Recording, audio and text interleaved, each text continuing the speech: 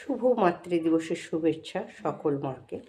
এখানে আমি কিছু কুঁদরি কেটে নিয়েছি। এই কুঁদরির রায়তা করব। এইভাবে আমি কুঁদরিগুলো কেটে নিয়েছি। কড়াইতে একটু ফোড়ন আর শুকনো লঙ্কা দিয়ে আমি এই কুঁদরিগুলো এবারে তুলে দিই।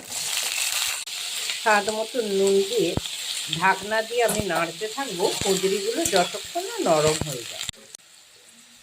কুঁদরিটা নাড়তে নাড়তে একদম এই পর্যায়ে চলে এসছে। এবারে খানিকটা লঙ্কা গুঁড়ি, হলুদ গুঁড়ি জল দিয়ে আমি গুলে নিই। আর এদিকে আমি রাই সর্ষে, সাদা সর্ষে আর একটু পোস্ত বেটে নিই। এইবারে লঙ্কা আর হলুদটা দিয়ে দিলাম। এবারে মশলাটাও দিয়ে দিলাম।